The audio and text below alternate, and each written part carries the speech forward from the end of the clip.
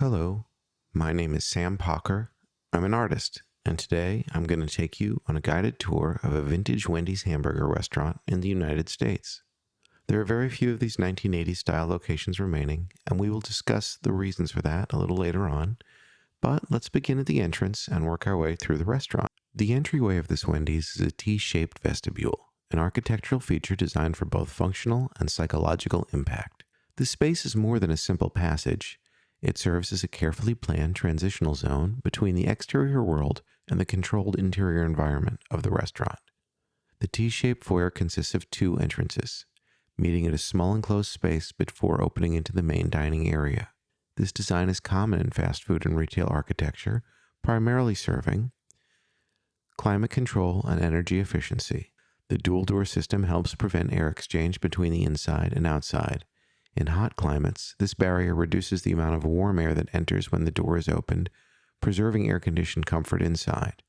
In cold weather, it prevents heat from escaping, reducing energy costs. The use of brick, glass, and tile materials, rather than insulated paneling, suggests that this location is in a warmer climate, where extreme cold is not a primary concern. Traffic flow and customer navigation.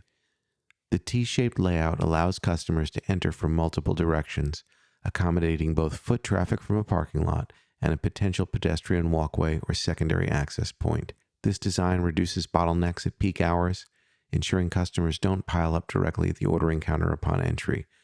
Instead, they filter through the dining area, giving them time to orient themselves before making a decision. Sanitation and environmental buffering. Having an enclosed foyer before entering the main restaurant minimizes the direct impact of wind, dust, and debris. This is especially important in areas prone to high traffic, urban dust, or seasonal pollen. The presence of floor mats and tile further enhances this function, providing a space where customers can shake off moisture or dirt before stepping onto carpeted areas. This entryway features a combination of red brick, large windows, and tiled flooring, a mix of traditional and modern materials chosen for durability and aesthetic cohesion. The red brick facade is a classic hallmark of Wendy's architecture, a direct reference to mid-century fast food design where brick was associated with stability and reliability. Unlike the plastic-heavy exteriors of some competitors, brick lends a sense of permanence and warmth. The arched brick details over the windows and doors evoke a slightly nostalgic aesthetic, recalling older American diners and roadside eateries. The full-height glass windows serve both practical and psychological functions. They increase natural light penetration, reducing the need for artificial lighting during the day. They create a sense of openness, making the restaurant feel welcoming rather than enclosed. At night, the illuminated interior transforms the glass into a glowing advertisement, enticing customers to enter. The earth tone tile is selected for high durability, ease of cleaning, and slip resistance. The warm beige and terracotta hues complement the brick, creating a cohesive, grounded aesthetic that balances the more industrial elements of metal and glass. The ambiance of this space shifts dramatically from daytime to nighttime, influenced by natural light, artificial illumination, and external urban elements. During the day, sunlight streams through the glass, creating a well-lit, airy space. The natural light enhances the warmth of the brick, making the restaurant appear inviting and approachable. Shadows cast by trees, nearby buildings, or signage add movement and contrast to the space, dynamically changing throughout the day. At night, artificial lighting from interior fixtures, exterior signage, and nearby streetlights transforms the space. The green accent lighting mounted along the building facade adds a subtle glow, distinguishing Wendy's from its surroundings. This is a branding tactic. Many fast food chains incorporate colored exterior lighting to make their locations instantly recognizable from the road. The T-shaped vestibule, when lit from inside, becomes a lantern-like beacon, reinforcing the restaurant's presence even in low light conditions. Beyond function, this vestibule subtly shapes the customer's experience. Threshold theory. The moment a person steps into the vestibule, they are mentally transitioning from an outside, unstructured environment into a controlled, branded space. This is where impulse decisions are reinforced. Customers who entered casually may find themselves more committed to purchasing once inside the enclosed space. The blue mobile order pickup signage seen from the inside reinforces the brand's modern, tech-integrated service model. The contrast between the warm brick and the cooler interior lighting creates a visually distinct threshold, emphasizing that the foyer is a space of transition rather than a resting place. The enclosed design allows for controlled visibility. Staff and customers inside can easily see who is entering, enhancing the feeling of safety. At night, bright interior lighting counteracts the isolation of an empty parking lot, making the space feel more secure and inviting. This T-shaped foyer is part of an architectural lineage that evolved as fast food chains moved from drive-in concepts to sit-down hybrid models. Early fast food chains, 1950s to 1970s, prioritized direct counter access, often with single-door entries. By the 1980s and 1990s, vestibules became standard, improving climate control and traffic organization. The T-shaped layout seen here represents a further refinement, including multiple access points to suit evolving customer behavior, such as walk-ins, mobile pickups, and dine-in customers. In essence, this entryway is more than just a door. It's a carefully designed gateway that manages temperature, movement, branding, and psychological commitment, all within a few square feet of transitional space. This permanent queue barrier, often referred to as a fixed queue rail or a crowd control stanchion, is an integral part of fast food restaurant architecture. Though it may appear as a simple metallic fixture, its presence shapes customer behavior, spatial organization, and efficiency of service. The primary purpose of this queue rail is to control the flow of customers while they wait to place an order. Unlike retractable belt barriers seen in banks or airports, this fixed structure reflects a deliberate and permanent commitment to guiding foot traffic in a specific way. The design ensures that customers form a single, organized line, eliminating confusion about where to wait. By enforcing a predictable path, this system reduces bottlenecks and last-minute crowding at the counter, making the ordering process smoother. The presence of a defined queue path creates an implicit sense of fairness. Everyone follows the same structured route, reducing perceived wait time frustration. The metal framework and wood trim provide both physical and visual cues, reinforcing the idea that customers should follow the intended route rather than crowd the counter. The curved shape at the front subtly slows customers down, ensuring they are properly aligned with the cash register before reaching the order point. This fixture is constructed using stainless steel posts with horizontal bars and a wood-trimmed top rail. Each material choice reflects both practical and aesthetic considerations. Stainless steel is used for structural integrity and ease of maintenance. This brushed metal surface prevents smudging and gives a clean, modern look. Steel is resistant to corrosion, impacts, and constant foot traffic, making it ideal for a permanent installation. The deep burgundy-colored wooden top rail introduces a warm contrast to the metallic frame, preventing the queue system from feeling too sterile. This color choice is not arbitrary. It complements Wendy's branding, subtly reinforcing brand identity while integrating with the restaurant's interior palette. The placement of this fixture is highly strategic, designed to work in harmony with the tile flooring grid, the counter and order placement, and proximity to the condiment station.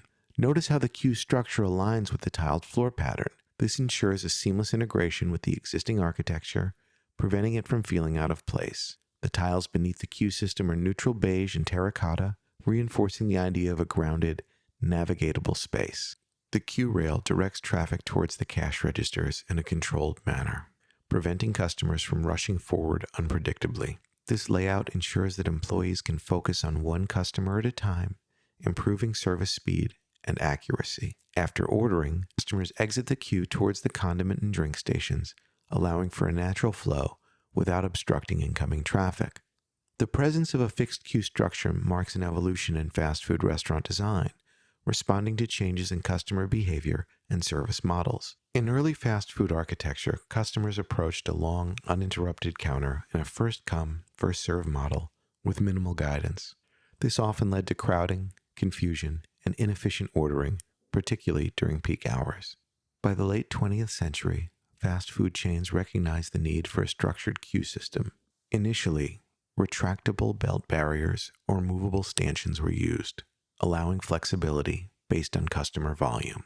In the early 2000s, with advancements in customer flow analysis, many chains moved towards permanent queue structures, reducing the need for temporary barriers. This approach reflects a shift towards operational efficiency, where space is engineered for predictability rather than flexibility. Beyond its functional role, this queue system shapes the customer's experience from entry to order completion. It establishes order without verbal instruction, subtly guiding behavior through physical form alone.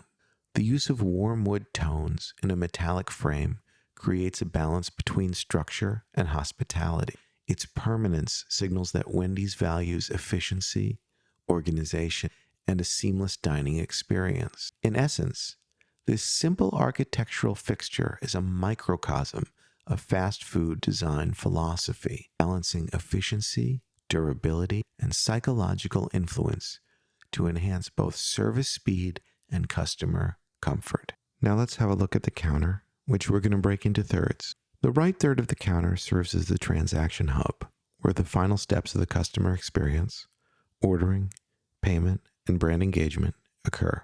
This section is carefully designed to facilitate smooth transactions while reinforcing brand loyalty and promotional messaging. At the core of this section is the point of sale system, a combination of touchscreen registers, payment terminals, and barcode scanners. This setup is a modern evolution of traditional fast food order taking, moving from mechanical cash registers to digital, cloud-based processing systems. The role of the point of sale system in efficiency includes the dual screen setup, allowing employees to process orders while customers verify details on their side, reducing miscommunication. The integrated card reader and contactless payment terminal reflect the shift towards digital transactions, minimizing the need for cash handling. The barcode scanner suggests mobile coupon integration, showing how fast food chains are embracing digital rewards programs and app-based ordering.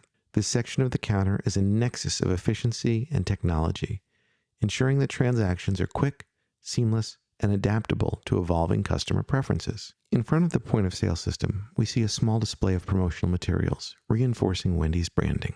A plastic stand-up sign advertises a free Frosty for a year promotion, which involves purchasing a small key tag that grants a free Frosty with every order.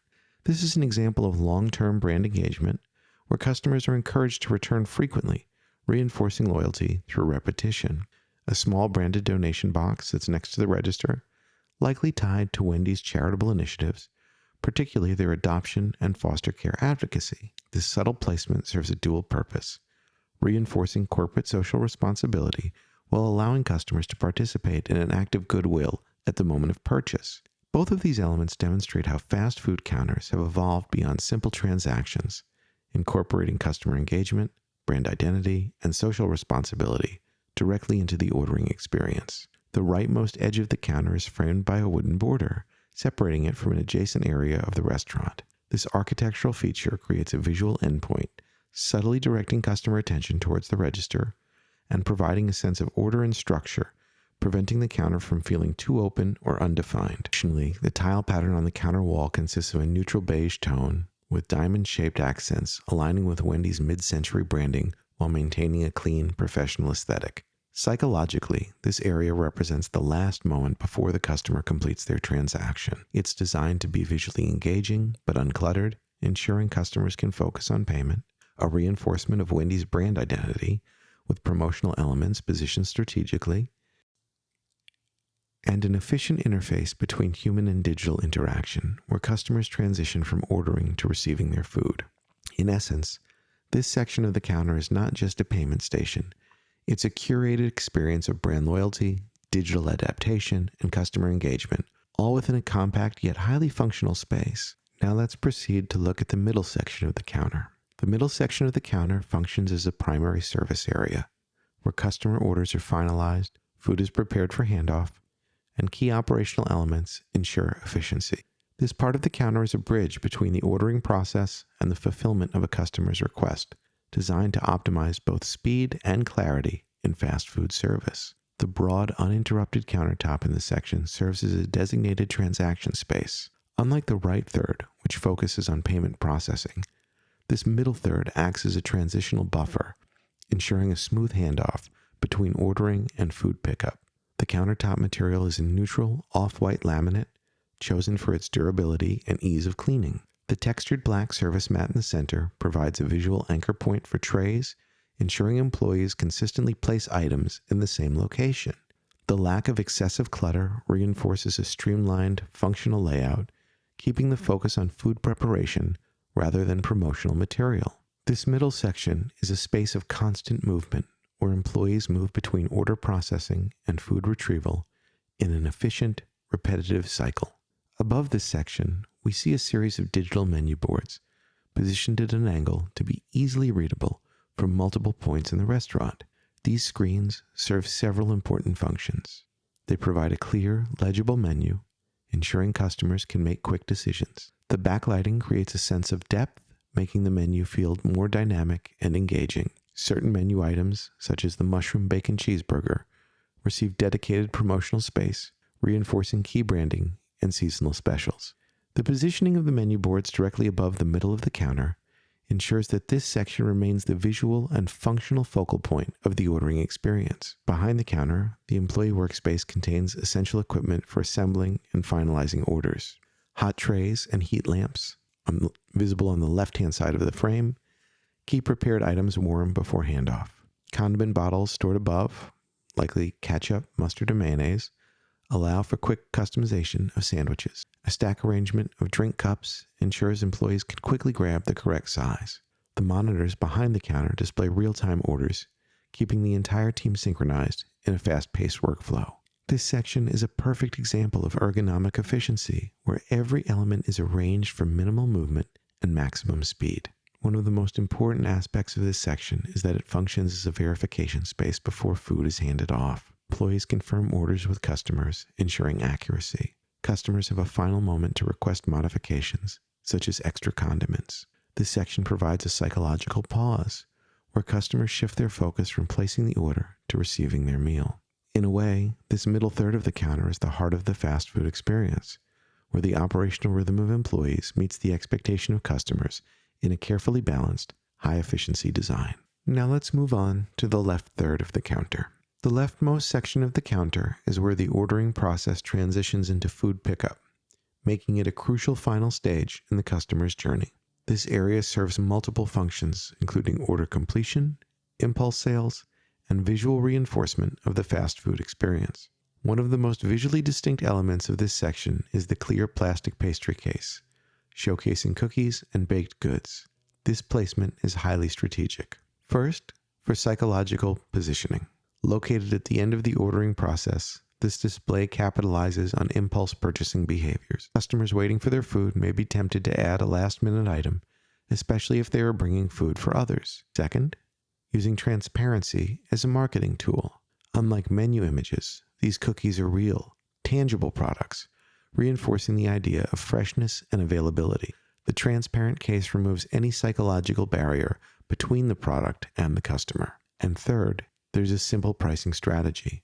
The clear price tags, $1.69 for one, $2.19 for two, suggest a small, low-cost addition, making them feel like a reasonable extra purchase rather than a major decision. This display is a subtle yet powerful example of retail psychology, where placement and visibility drive spontaneous purchasing behaviors. Below the cookie display, we see stacks of red serving trays, neatly arranged for easy access. This element serves both a functional and visual role. Trays allow employees to quickly gather and assemble entire orders in a single motion, reducing time spent balancing multiple items. The red trays align with Wendy's brand colors, subtly reinforcing brand identity through consistent visual cues. The stacking of trays signals that the restaurant is ready for high-volume service, reassuring customers that their order will be handled efficiently. This setup reflects fast food ergonomics, where pre-positioned tools reduce unnecessary movement, increasing overall service speed. This section provides a semi-open view of the kitchen, giving customers a controlled glimpse into food preparation. This design choice is intentional. Transparency builds trust. Consumers can see food being prepared in real time, reinforcing the perception of freshness and efficiency. Controlled exposure. Unlike open kitchens in casual dining restaurants, fast food chains limit visibility, keeping only the most presentable aspects, such as tray stacking and warmers, within view. and theatrical framing. The wooden border and open cutout function like a stage, creating a visual separation between the customer and employee zones while maintaining engagement. The carefully curated level of kitchen visibility ensures that customers feel connected to the preparation process without being overwhelmed by the full complexity of the kitchen environment. This area represents the final phase of the in-store ordering experience, designed to encourage last-minute purchases through visible impulse items, provide a structured space for tray and order assembly before handoff, and offer a reassuring glimpse into the food preparation process, balancing transparency with operational efficiency. This left section of the counter is where anticipation turns into fulfillment, making it an essential part of the carefully choreographed customer experience in a fast food restaurant. The left wall adjacent to the counter is not simply a decorative backdrop. It is a carefully curated visual reinforcement of branding, nostalgia, and consumer engagement. This wall serves as a complementary transition from the ordering counter to the dining area, subtly guiding the customer's attention while maintaining a cohesive aesthetic. The dominant element of this wall is a large framed photographic print of a cheeseburger, accompanied by the text, "Always hot and juicy." This image functions on multiple artistic and psychological levels, graphic hyperrealism and theatrical food presentation combined. The burger is captured in extreme close-up, highlighting its surface textures, the sesame seed bun, the crisp lettuce, and the sheen of melted cheese. The lighting is dramatic, using a soft, diffused glow that recalls Dutch still life paintings from the Golden Age, such as Willem Kolff's opulent food paintings, where light was used to heighten sensory appeal. The depth of field is shallow, with the background intentionally blurred, a cinematic technique that directs focus entirely onto the subject, much like a Renaissance portrait would isolate its sitter. This artificially perfected representation of food aligns with the pop art tradition, where everyday commercial objects, such as Andy Warhol's Campbell's soup cans or Claes Oldenburg's oversized sculptures of food, are amplified and idealized beyond their real-world imperfections. The textual overlay, "Always hot and juicy," serves as a slogan-based reinforcement, ensuring that the visual appeal of the burger is backed by verbal persuasion. The Wendy's logo is embedded discreetly within the text, subtly asserting the brand's identity without overshadowing the image itself. This image is not simply an advertisement, it is a constructed food fantasy designed to evoke hunger, nostalgia, and trust in the brand's promise of quality. The burger image is enclosed within a light wood frame, a choice that serves both functional and aesthetic purposes. The natural wood grain introduces an organic contrast to the otherwise highly synthetic imagery, creating a balance between realism and fantasy. The frame acts as a window into the idealized world, separating the image from the surrounding environment in much the same way frames in classical portraiture define the importance of their subjects. This frame's light oak color matches the wood trim found throughout the restaurant, ensuring visual continuity between the counter, condiment station, and dining areas. The active framing transforms this corporate promotional image into a curated object, borrowing from museum display techniques where presentation enhances perceived value. Below the frame burger, the wall features a horizontal wallpaper strip adorned with vintage Wendy's logos and retro typography. This strip acts as a historical narrative of the brand, subtly reminding customers of Wendy's legacy and authenticity. The repetitive pattern of Wendy's logos is reminiscent of 1950s diner aesthetics, where branded motifs were often used in wallpapers, signage, and printed menus. The use of monochrome blue and beige tones softens the design, preventing it from competing too aggressively with the bold colors of the framed burger above. The varying typographic styles reference different eras in Wendy's branding, reinforcing the idea that the brand has evolved but remains rooted in tradition. This design approach is akin to historical collage techniques seen in postmodern art, where layering different visual elements, in this case old logos and text, creates a composite representation of time and identity. This wall is not an isolated feature. It exists in direct dialogue with the counter area, reinforcing the sensory and experiential aspects of the ordering process. The burger image serves as a visual extension of the menu boards, creating a hierarchical progression of decision-making, from digital menu to transaction to visual reinforcement of food imagery. Customers move leftward from the counter after ordering, making this wall the first thing they visually process post-transaction. This ensures that brand identity remains present even after the order is completed. The left third of the counter features a cookie display and kitchen visibility, both of which are lower in height. The framed image on the left wall adds a vertical element, balancing the overall composition of the space. This interplay between the counter and the adjacent wall ensures that the restaurant's interior remains cohesive, branded, and immersive, shaping customer experience beyond just food service. This seemingly simple wall is actually a carefully structured brand artifact, integrating elements of photographic hyperrealism, mid-century American diner nostalgia, museum-like framing techniques, and pop art influences. Together, these elements make this wall an active participant in shaping customer perception, ensuring that even moments of waiting or passive observation remain immersed in Wendy's brand identity. The adjacent wall features a breakfast advertisement and serves as a high-visibility branding element, strategically positioned to influence customer behavior while maintaining continuity with the overall interior design.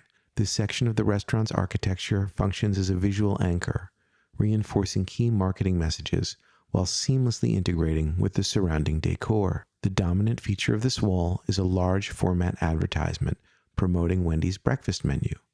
The design choices within this poster are intentional, leveraging color psychology, typography, and photographic composition to maximize impact. The bold pink to red gradient background is one of the most striking elements of this advertisement. Red is a color known to stimulate appetite. The use of pink tones adds a contemporary touch, giving the advertisement a modern, fresh appeal, differentiating the breakfast menu from the standard daytime offerings. This is an example of applied color psychology in commercial design, where warm tones are used to elicit emotional and physiological responses in consumers. The phrase, "Wake up to your new favorite breakfast," is arranged in a blocky, all-caps layout, ensuring that the message is both direct and urgent. The largest words, "favorite breakfast," use a bold sans serif typeface, emphasizing familiarity and reliability, two qualities associated with breakfast foods. The smaller descriptive text below maintains a casual yet persuasive tone, subtly encouraging new customers to try the menu items. This typography approach aligns with mid-century advertising trends, particularly the work of designers like Saul Bass, who emphasized bold, high-contrast letter forms to create immediate visual impact. The angled perspective of the sandwiches creates a sense of depth, making them appear larger and more abundant. The high-gloss lighting on the bacon and melted cheese mimics hyper-realistic painting techniques, much like the food imagery of pop artists such as Tom Wesselman.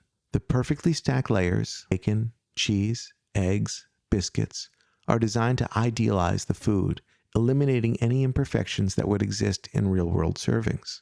This advertisement borrows heavily from contemporary food marketing photography, where digital retouching and studio lighting work to construct an unattainable standard of food presentation, reinforcing desire and expectation in the consumer's mind. Beyond its visual design, this advertisement is carefully positioned to maximize visibility and customer engagement. It is placed at eye level, ensuring that customers walking towards the drink station or condiment counter naturally engage with it. Its rectangular shape and wooden frame visually echo the burger advertisement on the adjacent wall, creating a consistent branded environment. The proximity to the drink station suggests a logical progression in customer decision-making. If they are already filling a beverage, they may subconsciously consider a future breakfast visit. This placement strategy aligns with retail environmental psychology, where advertising is used to shape consumer behavior through passive exposure. This section of the restaurant is not just a branding zone. It's part of a larger spatial composition that maintains harmony within the restaurant's interior design.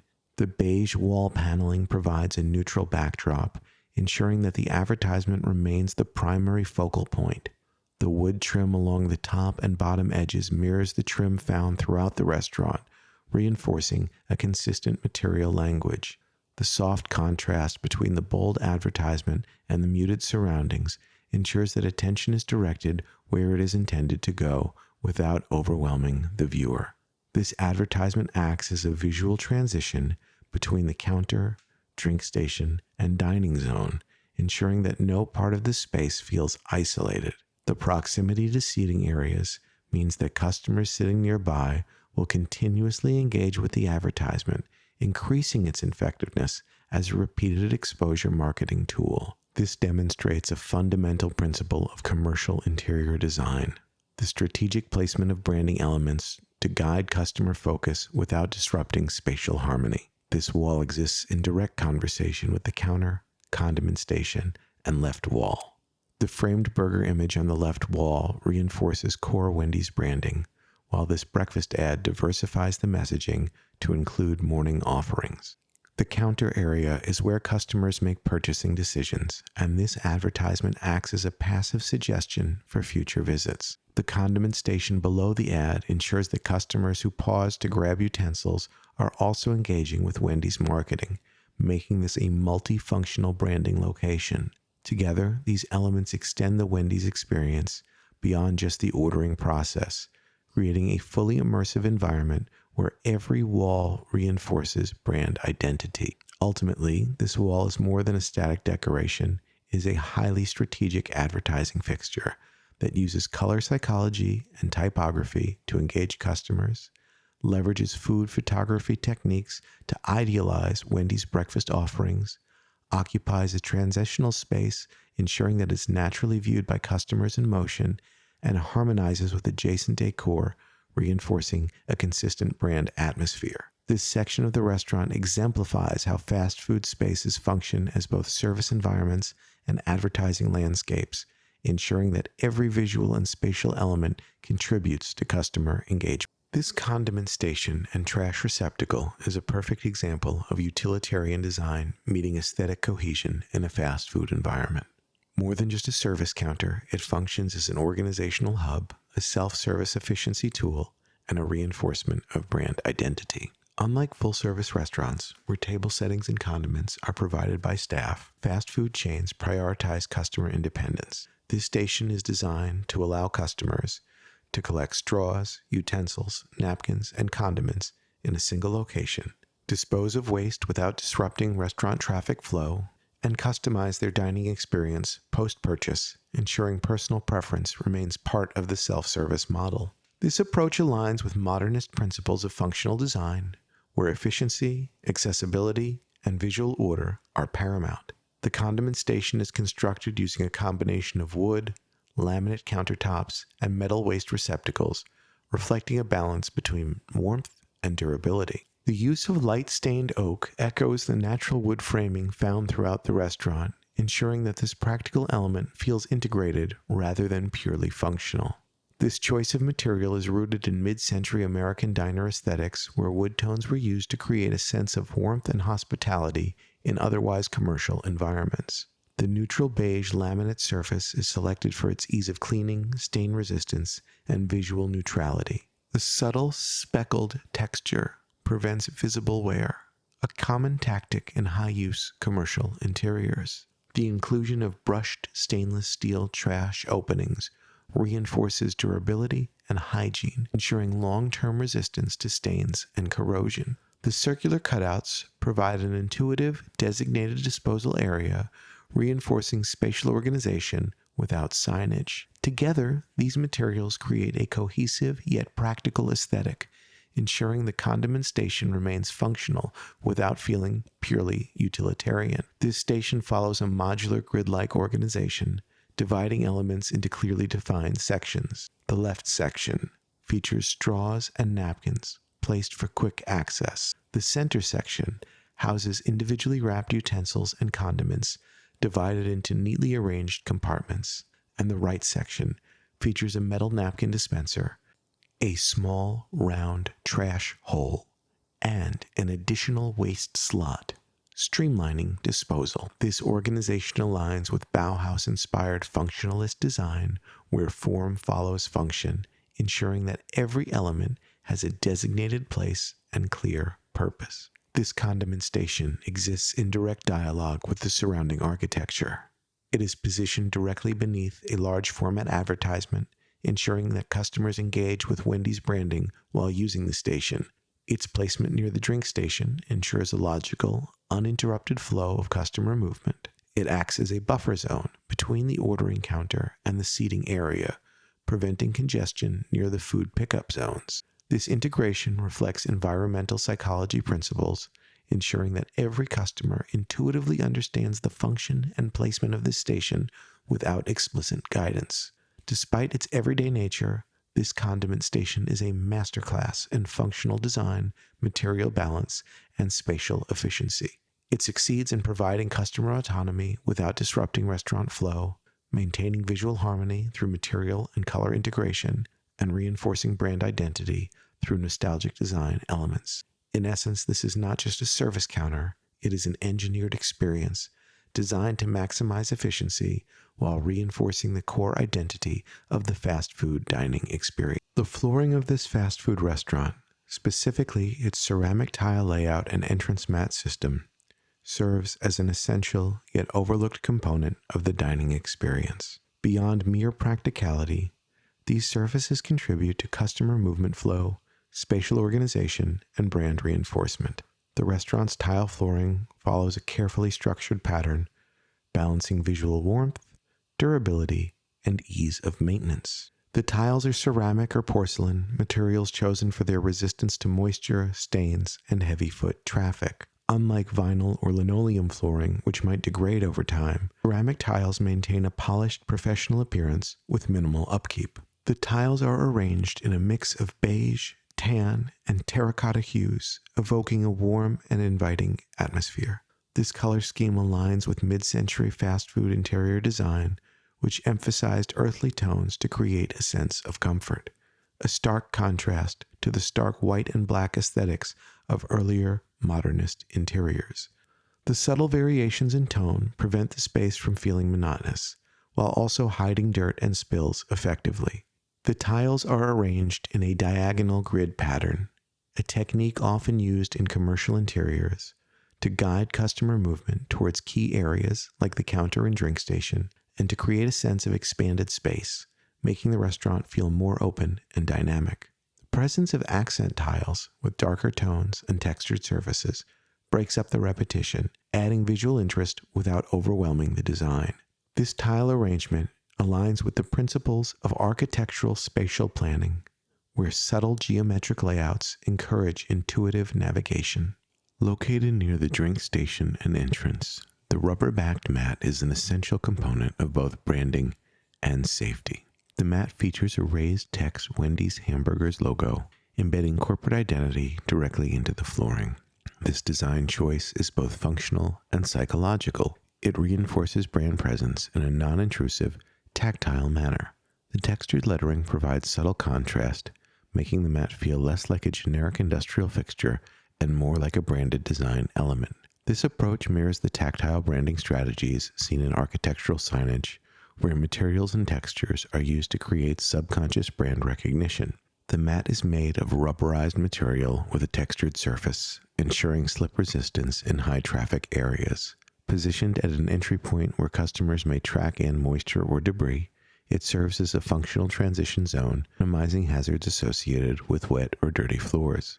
The raised edges prevent curling, ensuring that it remains a stable, predictable walking surface. This aligns with universal design principles, where safety features are integrated seamlessly into everyday environments without disrupting aesthetics. This section of the restaurant demonstrates a careful balance between different flooring materials, ensuring that tiles provide durability and easy cleaning in high-use areas. Mats offer both branding and safety, serving as a functional buffer between outdoor and indoor spaces. The two elements work together to guide foot traffic while reinforcing the brand experience at the most heavily traversed locations. By blending practicality, visual appeal, and ergonomic design, the flooring choices in this space contribute not just to the restaurant's aesthetics, but to its overall efficiency and customer comfort. The meeting point between the carpeted dining area and the tiled service zone in this fast food restaurant is not just a functional necessity.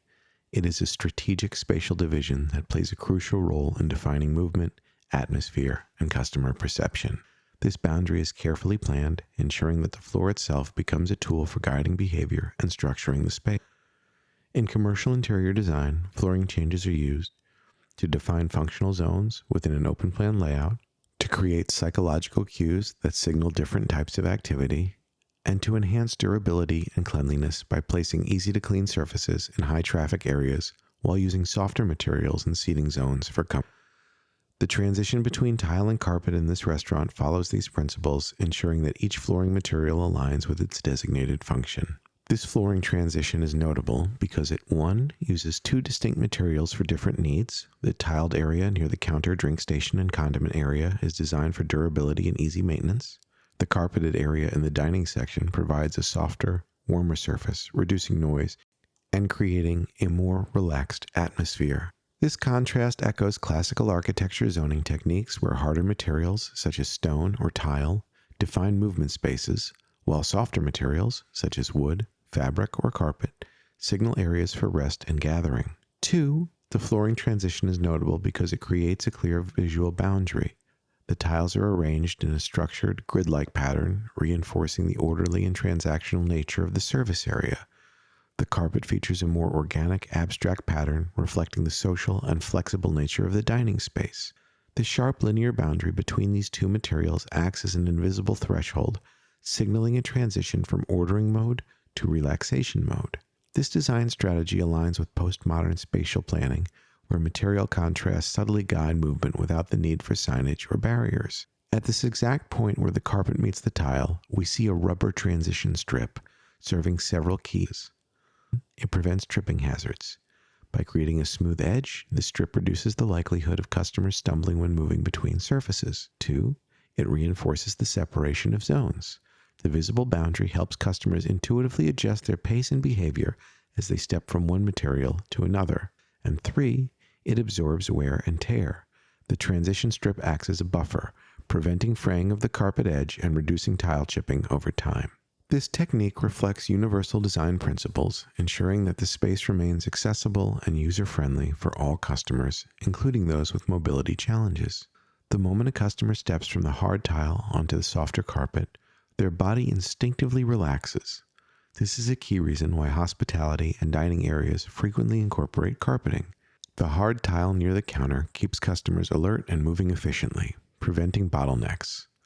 The soft carpeted area encourages customers to sit, stay, and feel comfortable, increasing dining duration and perceived hospitality. This subtle yet powerful sensory shift mirrors the way that high-end hotels use plush carpets in lobbies to make guests feel welcome, or how luxury retail stores use soft flooring to encourage browsing. Though often unnoticed, the meeting point between the carpet and the tile in this restaurant serves as a critical design element that separates functional and social areas without the need for physical barriers, creates a tactile and visual shift, influencing how customers interact with the space, and balances practicality with comfort, ensuring how both durability and an inviting atmosphere work together.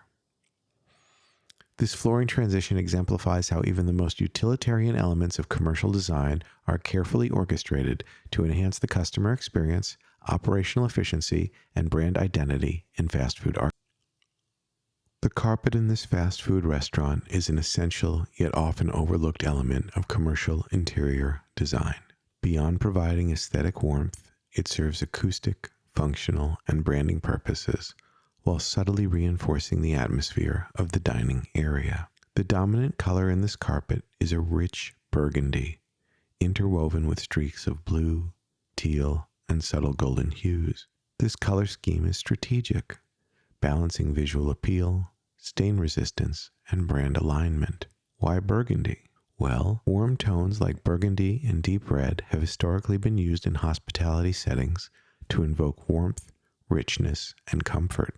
Red tones are associated with stimulating appetite. Darker reds also serve a practical purpose, concealing stains and wear, a crucial factor in high-traffic dining spaces. The use of blue and teal contrasts against the warmth of the burgundy, creating visual depth and preventing the floor from feeling overly monochromatic or flat. The interplay between warm and cool tones mirrors the techniques used in mid-century commercial interiors, where bold colors were layered to maintain a lively yet structured aesthetic. The pattern in this carpet consists of interlocking angular shapes woven in a seemingly random yet structured formation. This geometric abstraction recalls the influence of Bauhaus and constructivist design, where angular repetition created a sense of structured energy. Mid-century modern textiles, particularly the work of designers like Annie Albers, who wove textiles using bold geometric layering to create rhythm and depth, and 1980s commercial interior aesthetics, where dynamism and asymmetry became dominant themes in hotel lobbies, restaurants, and public spaces. This small-scale, multi-tonal pattern is designed to disguise dirt, crumbs, and wear, a practical necessity for high foot traffic areas. The pattern's slightly chaotic, layered aesthetic prevents the floor from appearing too rigid or uniform, creating a sense of organic movement within the static structure of the restaurant.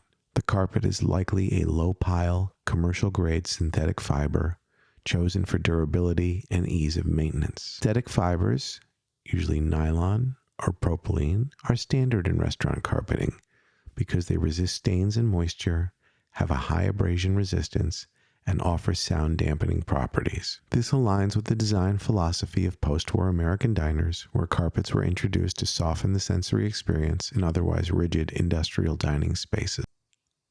The beverage station in this fast food restaurant represents a carefully planned intersection of efficiency, self-service convenience, and brand consistency. It is designed to accommodate high-volume use, a variety of drink options, and seamless customer interaction, while also maintaining a modular adaptability as evidenced by the presence and later absence of the iced tea dispensers. The most dominant feature in this beverage station is the Coca-Cola Freestyle machine, a touchscreen beverage dispenser that modernizes the drink experience through customization and interactivity.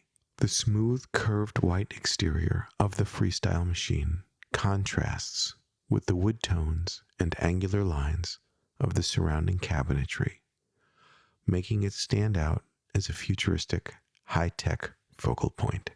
The bright, multicolored touchscreen display transforms the act of choosing a beverage into an interactive, almost gamified experience, a stark contrast to the traditional push-button or lever-operated soda fountains of earlier decades. This visual and functional design shift reflects a broader technological trend in fast food service, where digital interfaces replace analog mechanisms to increase engagement and perceived value.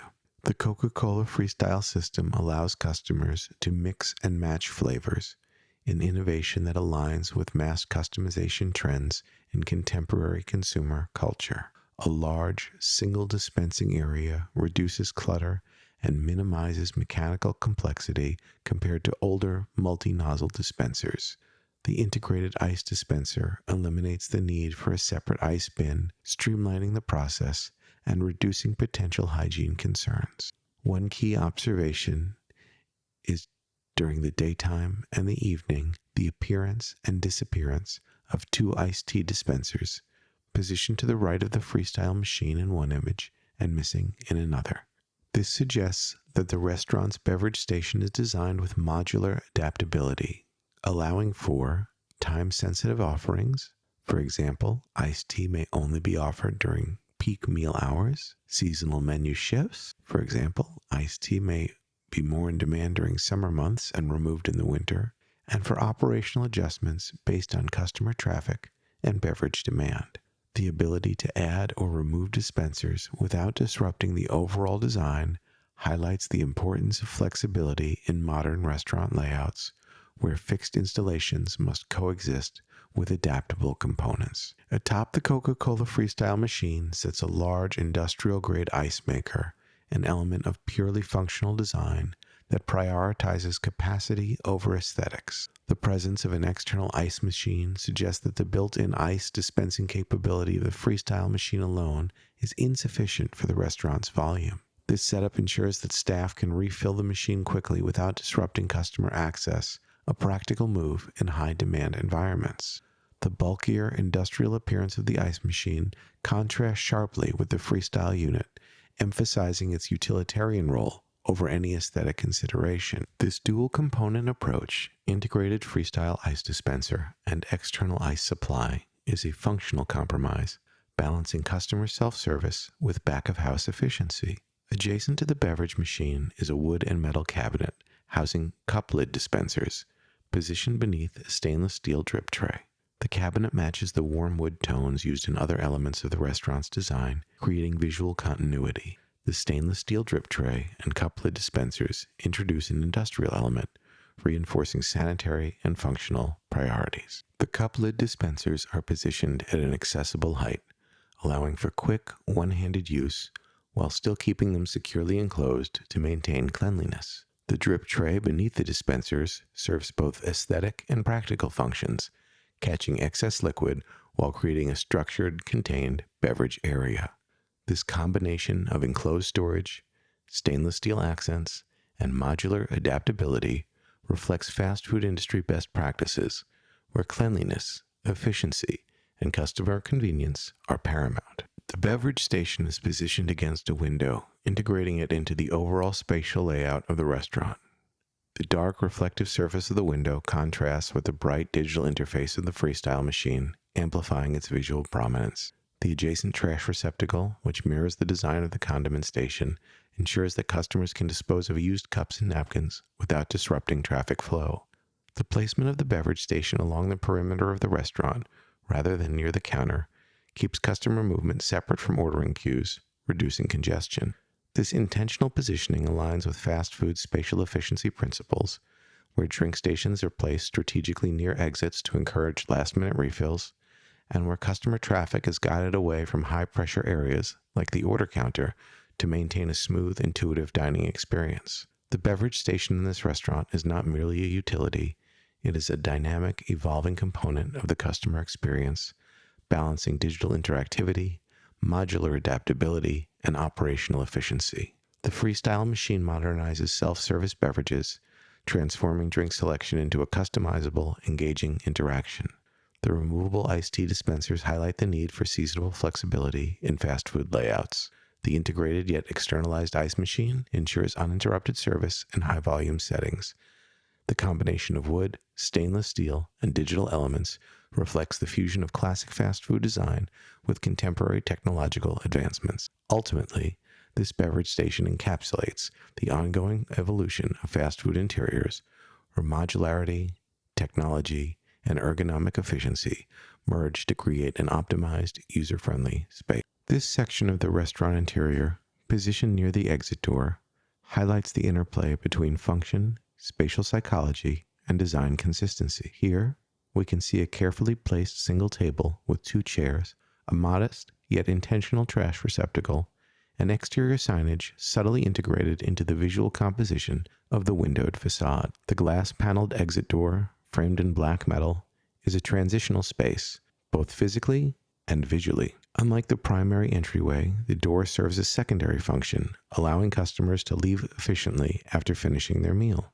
The full glass construction maintains a seamless connection between the interior dining space and the outside world, making the restaurant feel open and inviting. The black metal framework creates a strong visual boundary, subtly reinforcing the transition from interior to exterior while still maintaining a sense of transparency. Various notices and pieces of paper taped to the glass indicate operational details such as store policies, business hours, or promotional messaging, a practice commonly found in fast casual dining environments where customer self-navigation is key.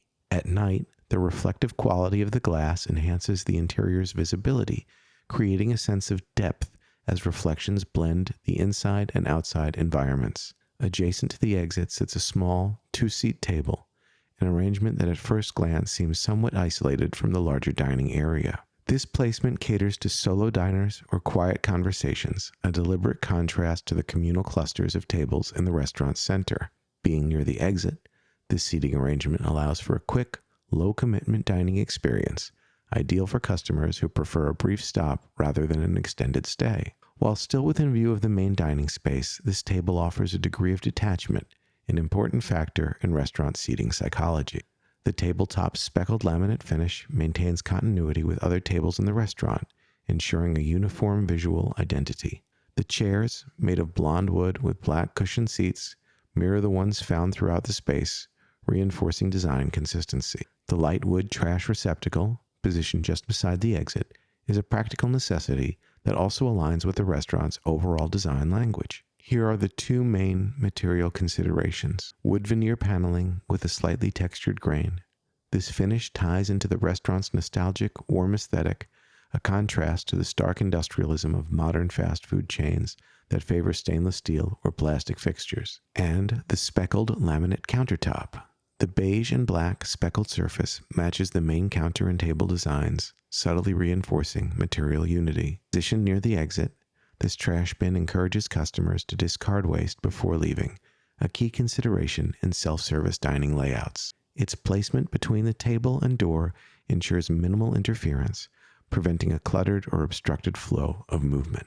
The large window to the right of the exit door serves as both a functional barrier and an advertising surface, balancing natural visibility with promotional messaging. The highly reflective surface of the glass at night creates a blending effect, where the interior space mirrors itself, superimposed against the exterior world. The faint illuminated text and graphics seen from the outside suggest promotional content, likely advertising menu deals. The reflection of streetlights and passing cars integrates urban movement into the restaurant's interior, emphasizing its role as a space connected to the rhythms of the surrounding environment. This section of the restaurant, seemingly simple, is a study in intentional design.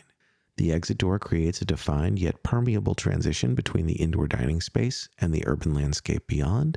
The single table and chairs cater to individuals or pairs seeking a quiet, self-contained dining experience, emphasizing psychological comfort in a fast-paced setting. The trash receptacle ensures an intuitive dining flow, contributing to efficient space management. And the window signage, particularly in nighttime reflections, transforms the interior into a multi-layered visual space where the dining experience is subtly integrated with the exterior world. Together, these elements illustrate how spatial design in fast food restaurants balance function, psychology, and branding, even in the seemingly mundane spaces near an exit door. The transition from the main dining area to the solarium is marked by a subtle yet functional architectural element, a single step down, lined with a worn wooden tread. This step, though seemingly simple, serves as both a visual and spatial cue, guiding patrons into a slightly more intimate and separate seating area. The use of different flooring heights is a technique often employed in architectural design to delineate spaces without the need for walls, reinforcing the notion that even within the open-plan structure of fast food dining, zones can be created to encourage different models of social engagement. Flanking this threshold are remnants of a bygone operational strategy: metal stanchions, once part of a retractable barrier system. These fixtures, topped with spherical finials, originally functioned as an anchor points for velvet ropes or chains, used to close off sections of the dining area during slower hours. This method of dynamic space management was common in fast food restaurants of the late 20th century, ensuring that cleaning and maintenance could be concentrated in active areas, while also creating the illusion of a busier, more lively atmosphere in a smaller footprint. The presence of these stanchions, now standing idly without their connecting barriers, speaks to a shift in customer flow patterns and labor strategies over time. In earlier decades, restaurants might have relied more on physical adjustments to control customer behavior, whereas today, digital ordering, app-based promotions, and even remote workforce scheduling manage traffic more efficiently. The aesthetic of these fixtures, with their industrial patina, offers an unintentional nod to the early days of chain restaurant standardization, when modular fixtures allowed for operational flexibility. As diners step down into the solarium, they engage with this subtle layering of past and present, an interaction with a remnant of old operational logic as they transition into a space designed to provide a slightly different dining experience within the same restaurant. The step and former barrier system together illustrate the way that even the most utilitarian elements of a commercial space can tell the story of adaptation, efficiency, and the evolution of hospitality design. The solarium ceiling represents one of the most visually striking and functionally problematic features of late 20th century fast food architecture.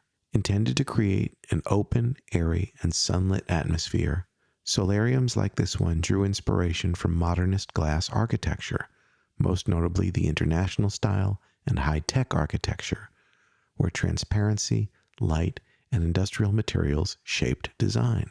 However, while modernist pioneers like Ludwig Miles van der Rohe championed glass structures for their elegance and lightness, fast food chains that adopted similar ideas quickly encountered practical challenges that led to significant modifications over time.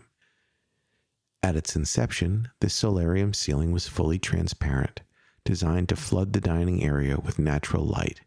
This concept played into the late 1970s and 1980s trend of bringing the outdoors in, creating a greenhouse-like effect that felt fresh and modern.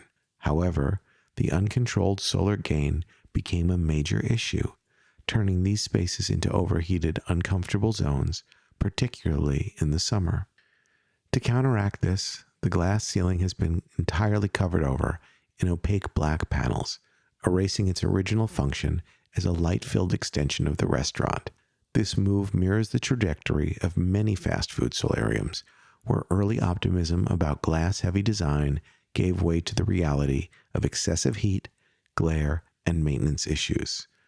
The blackened ceiling now functions more like a traditional industrial roof, absorbing and controlling heat while visually integrating the solarium with the rest of the restaurant. The decision to go with a black interior finish also carries aesthetic implications. While it may have been chosen primarily for practical reasons, it creates a distinct spatial contrast with the rest of the restaurant. The dark surface recalls elements of minimalist and brutalist architecture. A key modification seen along the perimeter of the solarium ceiling is the row of wooden ventilation grills. These are a direct response to the greenhouse effect caused by the original glass ceiling. While traditional solariums in luxury architecture incorporated climate control systems into their design, fast food restaurants did not anticipate the need for extensive cooling solutions. These vents were likely installed as a retrofit when management realized that simply sealing off the solarium was not enough. They represent a hybrid solution, maintaining the enclosed volume of the space while allowing for air circulation. The grille pattern itself aligns with mid-century commercial design, where wood detailing was often incorporated to soften otherwise industrial interiors. A particularly unusual architectural feature is the large wooden beam that runs across the ceiling, separating the solarium from the main dining area. This is not a structural necessity, as the original solarium would have had continuous glass framing. Instead, this beam serves both a stabilizing and visual function. Structurally, it reinforces the modified ceiling, preventing sagging and warping that could occur when replacing glass panels with heavier materials. Aesthetically, it marks a clear division between spaces, acting as a transition between the solarium's enclosed design and the open, standard ceiling of the main restaurant. The presence of a wooden beam in a fast food interior is somewhat unusual. While exposed beams are common in craftsman and prairie school architecture, as seen in Frank Lloyd Wright's designs, their inclusion in a restaurant like this suggests a deliberate effort to maintain a warm, inviting feel, counterbalancing the otherwise industrial nature of the solarium modification. The modifications to the solarium ceiling tell a larger story about the evolution of fast food architecture.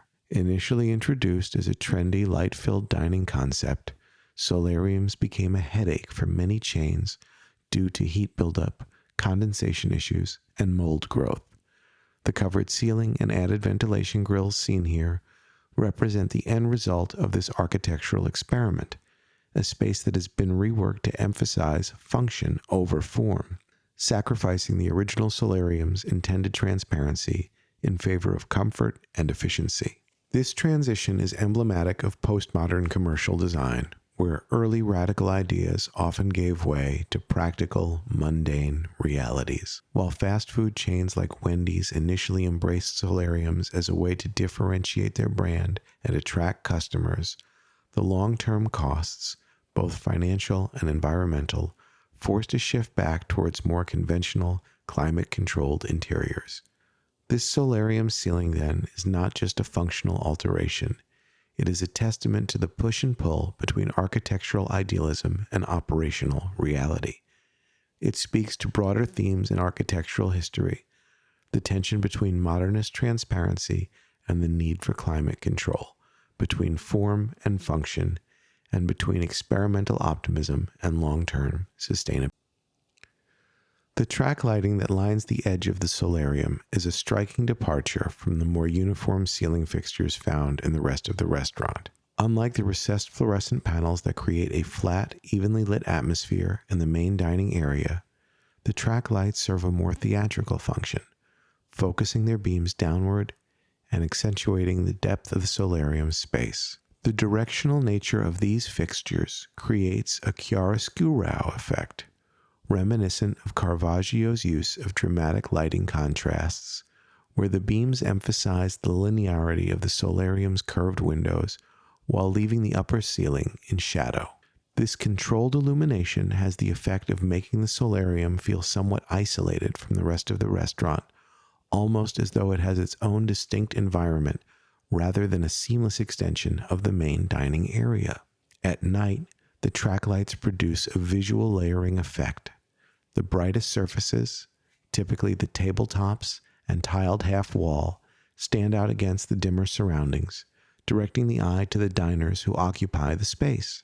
This effect can be likened to stage lighting, where selective illumination draws attention to performers while the rest of the set remains in comparative darkness. It also mirrors some of the ambient focus techniques used in mid-century modern restaurant design, where pools of light create intimate pockets of dining space rather than a uniformly bright environment. Track lighting emerged in the mid-20th century as a flexible solution for commercial and gallery spaces, where directional illumination was required to highlight artwork or merchandise. Here, its application aligns with the modular, late modernist approach that defines much of the restaurant's aesthetic, combining functionalism with an understated sculptural effect. The positioning of the lights on a wooden beam, unique to this section of the building, reinforces the transitional nature of the solarium space. It is neither fully indoors nor entirely exterior, a liminal architectural feature that benefits from a more curated lighting scheme. During daylight hours, these lights recede into the background as natural sunlight floods the solarium and renders artificial illumination unnecessary. But at night, the track lighting is responsible for shaping the entire atmosphere of this section, preventing it from becoming a dark void while still maintaining a degree of separation from the brighter main dining area. This interplay of light and darkness is crucial in defining the solarium's function within the restaurant's broader spatial design.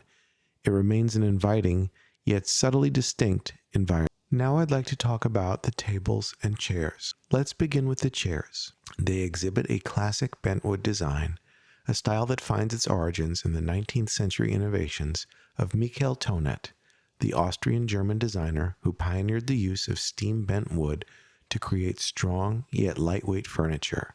While these chairs are not true Tonet chairs, they are modern adaptations of that tradition, streamlined for contemporary commercial use.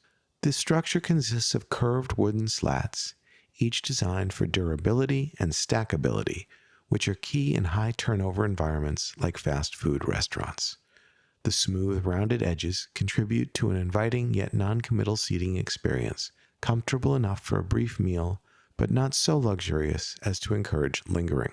This is an example of subtle ergonomic persuasion, where design influences behavior without the user being consciously aware of it.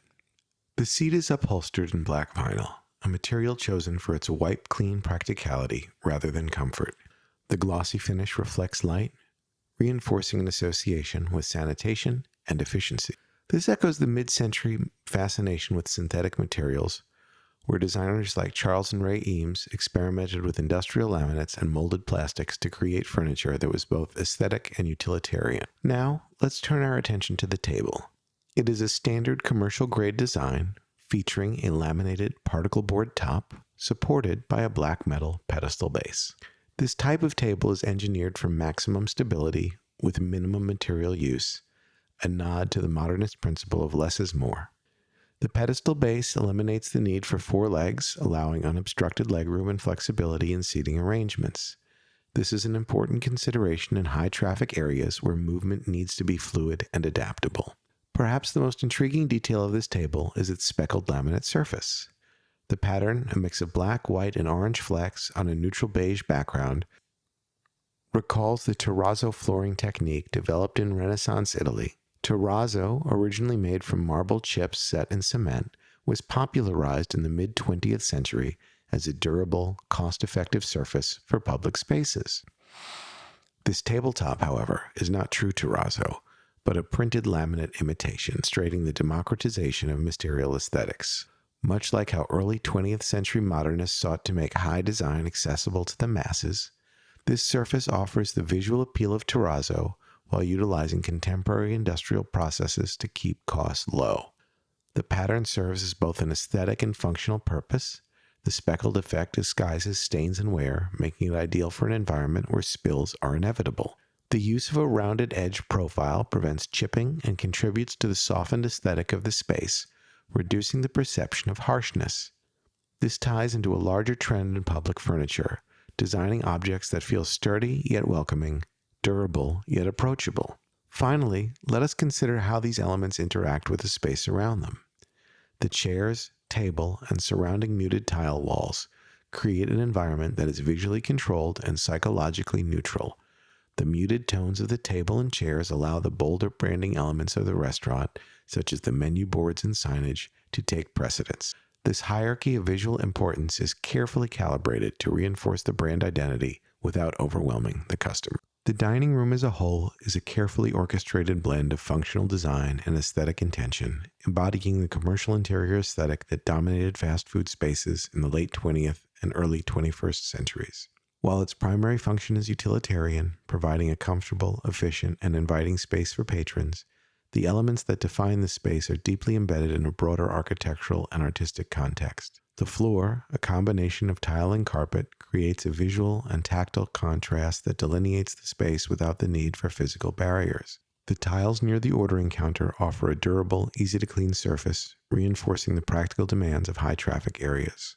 Their geometric grid-like arrangement echoes principles found in minimalist art, such as those championed by Pete Mondrian, where intersecting planes define spatial relationships. The transition to the carpeted area signals a shift from movement to stasis, a design tactic akin to how Japanese tatami arrangements create zones of different functions within a single room. The carpet's rich burgundy and patterned texture provide warmth and intimacy, softening the acoustic environment while referencing traditional hospitality aesthetics.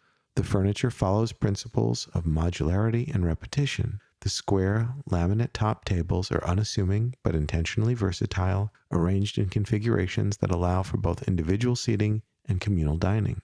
This reflects the philosophy of mid-century modern design, where function dictated form.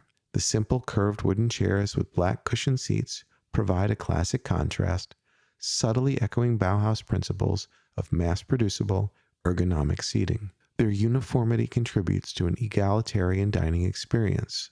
No one chair is more privileged than another, reinforcing the democratic accessibility inherent to fast food spaces. The repetition of identical forms and even spacing recalls the serality of Donald Judd's sculptures, where identical industrial objects gain meaning through their collective presence. The drop ceiling, a hallmark of commercial interior design, serves multiple roles, hiding mechanical elements, offering acoustic insulation, and reinforcing the uniformity of the space. The grid structure echoes the tiled floor, reinforcing a sense of order and predictability, while the recessed lighting ensures evenly distributed illumination. This approach is consistent with the modernist notion that architecture should guide behavior subtly through spatial arrangement rather than overt directive signage. The hanging streamers provide an unexpected counterpoint to the rigid, structured environment. Their twisting organic forms introduce a moment of whimsy, evoking the kinetic art of Alexander Calder's mobiles. Unlike the fixed, immovable furniture and architecture, these elements acknowledge movement and festivity, subtly humanizing the space. They also function as a psychological marker. Small, decorative flourishes like this remind patrons that this is not just a transactional space, but one where leisure and pleasure are encouraged. In its entirety, the dining room functions as a Gesamtkunstwerk, a total work of art, where the interplay of floor, furniture, ceiling, and decoration forms a cohesive, immersive environment. The space is an exemplar of commercial modernism, pragmatic, efficient, yet not devoid of aesthetic intention. Its rigid geometries, modular furniture, and calculated use of materials create a standardized yet inviting environment that aligns with the broader artistic and architectural movements of the 20th century. While often overlooked as a purely functional space, this dining room exemplifies how mass-market architecture blends practical design with a subdued, yet purposeful visual language. In doing so, it reflects broader shifts in how public eating spaces have evolved, absorbing influences from modernist design, ergonomic theory, and psychological comfort. The mobile order pickup station and its accompanying hanging sign introduce a contemporary intervention into a space largely defined by late 20th century fast food architecture. This addition represents the evolving nature of consumer behavior, where digital convenience and efficiency have become as integral to the dining experience as the physical space. The pickup station is an object of stark visual contrast, an electric blue industrial-style shelving unit set against the muted earth tones of the restaurant's interior. Its reticular form and unadorned surfaces recall the principles of Bauhaus industrial design. The rigidity of its shape, divided into 4 symmetrical compartments, reflects a minimalist design philosophy. Efficiency is paramount, and aesthetics are secondary. However, its color choice is significant. The bold blue hue aligns with digital branding conventions, evoking trust, clarity, and modernity, qualities associated with tech giants like Facebook and Twitter. The bright white typography set against the deep blue creates a contrast that makes the messaging easily legible, reinforcing the station's role as a waypoint in the customer journey. The small red call-out strip, "Don't forget your coffee," introduces an additional level of engagement, using color psychology to instill a sense of urgency. Structurally, the metal frame with support brackets at the base ensures stability, acknowledging the practical demands of a high-traffic environment. The station's placement, standing slightly forward from the wall, transforms it into an object of immediate recognition, positioned deliberately to interrupt the customer's path just before they exit, reinforcing the efficiency of the takeout model. Above the station, the hanging sign serves as an architectural intervention that merges the digital and physical realms. Suspended from the ceiling, it commands attention in a way that traditional signage on walls or counters does not. This floating presence mirrors the way digital notifications function in a mobile app, appearing above the user's content flow, demanding engagement. In this way, the sign is both an extension of digital UX design and an adaptation of traditional retail wayfinding. Visually, the symmetry of the hanging sign with the pickup station below creates a hierarchical visual relationship. The sign acts as an anchor in the upper field of vision, while the station occupies the lower field, ensuring that even a distracted customer instinctively follows the sequence: look up, look down, retrieve order, exit. This mirrors the rhythm of modern app-based ordering, where the user first interacts with the digital interface before engaging with a tangible product. The juxtaposition of this sleek, digitally branded fixture within an environment of warm wood paneling and exposed brick is a microcosm of how fast food architecture is evolving. Historically, fast food interiors relied on tactile material, brick, wood, and tile, to evoke warmth and familiarity. However, the insertion of digital native design elements, such as this pickup station, disrupts this aesthetic equilibrium. The result is a hybrid space where nostalgia and modernity coexist. This contrast echoes trends seen in adaptive reuse architecture, where contemporary elements are introduced into historical spaces without erasing their original character. In this case, the mobile order pickup station serves as a sculptural object, its industrial simplicity standing in sharp relief to the textured environment around it. It is not merely a functional tool, but a symbol of the broader shift in dining culture, where speed, convenience, and digital integration have redefined the role of physical space. Ultimately, this edition highlights how fast food architecture is evolving from a purely physical experience into a hybrid digital physical system, marking a transition from static customer interaction to one driven by mobility and technological In the composition of this interior space, the wooden trash receptacle and the framed portrait above it function as a quiet yet significant pairing, merging utility with homage. Their placement at the edge of the mobile order pickup station introduces an architectural moment where the transactional nature of fast food intersects with brand heritage, the ephemeral versus the enduring. The trash receptacle is an understated yet essential part of the restaurant's architectural choreography. It serves as an endpoint in the customer's physical journey, a moment of conclusion where the meal experience formally ends. This object, while utilitarian, is crafted with a level of design consideration that aligns it with the restaurant's mid-century fast food aesthetic. Its wood veneer panels, adorned with a subtle vertical grain, recall the warm modernism seen in Frank Lloyd Wright's organic architecture, where natural materials were integrated seamlessly into built environments. The beveled edges and slightly recessed paneling echo elements of mid-century furniture design, suggesting that even in a mass-market setting, an attempt was made to elevate everyday functionality into a structured visual language. Above its surface, a recessed stainless steel tray rest offers a moment of pause, subtly directing the customer's movements through the space.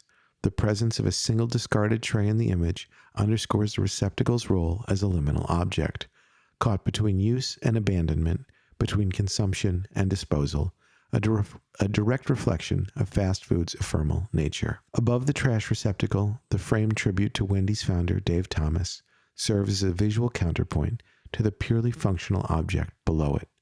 While the trash can marks the end of an interaction, the framed piece pulls the viewer back into a narrative, a reminder of the brand's origins and guiding principles. The photographic layout is reminiscent of mid-century corporate portraiture, with an emphasis on clean lines and narrative sequencing. The choice to use a warm wooden frame maintains continuity with the surrounding decor, reinforcing a sense of heritage and authenticity. The placement of smaller images within a larger mat creates a storyboard-like effect, inviting viewers to read it sequentially, a visual essay on the company's founding ethos. One of the most striking aspects is the childhood portrait of Dave Thomas, juxtaposed with later images of him as a successful businessman.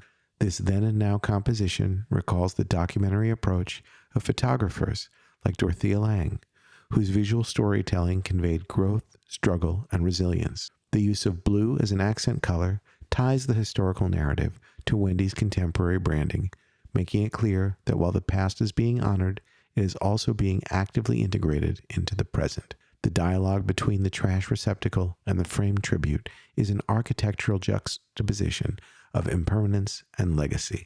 While one is transitory, designed for objects that will be discarded and forgotten, the other is permanent, designed to anchor memory and brand identity. This contrast can be linked to postmodern architectural theory, where spaces are often designed to balance functional pragmatism with storytelling. In this case, the framed tribute serves as an attempt to humanize the corporate space, lending a sense of continuity to an otherwise transient environment.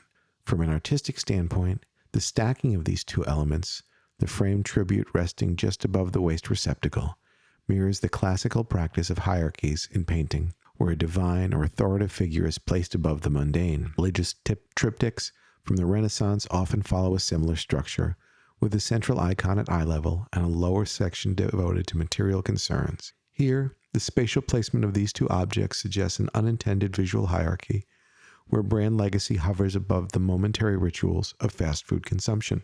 Ultimately, this small yet carefully arranged architectural moment encapsulates the duality of the fast food experience, the nostalgia and permanence of the brand's history contrasted against the fleeting, disposable nature of the meal itself. At night, the exterior signage of this fast food restaurant transforms into an architectural beacon, guiding potential customers through a carefully curated interplay of light, color, and typography. More than just functional advertisements, these illuminated displays take on an artistic presence, standing out against the darkness in a way that recalls both pop art aesthetics and urban night photography. The fluorescent glow of these promotional signs against the brick facade creates a visual rhythm of warm and cool tones. The backlit promotional panels, featuring the bold red and blue color scheme of Wendy's branding, act as floating color fields, reminiscent of Mark Rothko's abstract color compositions. This juxtaposition of glowing color against deep shadows draws the viewer's eye instinctively, much like how neon signage has shaped the urban landscapes of the mid-20th century. The contrast between the warm interior lighting and the cool darkness outside follows a classic chiaroscuro approach, a lighting technique famously used by artists like Caravaggio and Edward Hopper. Hopper's paintings, particularly works like Nighthawks of 1942, explore the solitude and drama of illuminated commercial spaces at night, much like how this signage creates a sense of inviting warmth against the darkness of the street. The promotional posters in the windows, featuring large numerals like 2 for $3 and 2 for $7, emphasize legibility and impact. This use of oversized, high-contrast typography is a hallmark of pop art, particularly in the work of Robert Indiana and Barbara Kruger, who used text as a dominant design element. The bold red numerals command attention in the way war posters or vintage advertisements once did, employing a graphic immediacy that conveys urgency and accessibility. The color blocking technique, separating text from imagery within confined spaces, recalls Andy Warhol's commercial screen prints, where food products like Campbell's soup cans were elevated to high art by emphasizing their branding and visual repetition. The placement within a rigid grid structure, with ads framed within the geometric window panes, mirrors Swiss graphic design principles from the 20th century, where clean lines and clarity took precedence over ornamentation. Unlike traditional roadside signage, which stands apart from the structure, these illuminated posters are framed by the architecture itself, turning the windows into glowing billboards. This approach ties into the total work of art philosophy, where architecture, design, and lighting work in unison to create a holistic experience. The warm light spilling from within the restaurant serves as a secondary form of advertising, subtly revealing the clean, structured dining space inside. The exterior's deep shadows, contrasted with the vivid glow of the signage, play on the notion of transparency versus mystery, inviting customers to step inside and complete the experience. The brick wall and metal awnings serve as a dark canvas that enhances the vibrancy of the signage, much like a gallery wall showcasing an illuminated art installation. From a distance, the composition of this storefront at night recalls the aesthetics and classic neon-lit cityscapes seen in cinematic noir films or in urban photography. There's a sense of movement and transience, where the illuminated signage becomes a moment of clarity in an otherwise dimly lit environment. The green exterior light near the entrance contrasts sharply with the warm glow of the interior, creating a duality of color temperatures that reinforces the threshold between outside and inside. The interplay of shadows and light across the corrugated metal awnings produces an almost sculptural effect, where the ridges catch just enough illumination to emphasize their industrial modular form. The presence of passing streetlights and reflections in the glass introduce an element of flux, making the signage feel not like an advertisement, but a part of dynamic urban environments. While designed with a purely commercial function, the illuminated signage outside this restaurant achieves the unexpected artistic depth through its graphic design, contrast, and interaction with surrounding architecture. It's an extension of American consumer culture, shaped by influences from pop art, neon sign tradition, and modernist typography. At night, these advertisements become more than just promotions for limited time deals. They operate as glowing beacons, visual anchors in an otherwise darkened streetscape. They speak to a broader history of illuminated signage, from early 20th century diners to the neon-soaked streets of Tokyo and Las Vegas, proving that even the most ephemeral commercial designs can carry artistic significance in the right setting. I hope you've enjoyed this tour of a vintage Wendy's location, and if you have, please like and subscribe to the channel. If you have any questions, please leave them in the comments and I'll do my best to respond. Thanks so much for watching.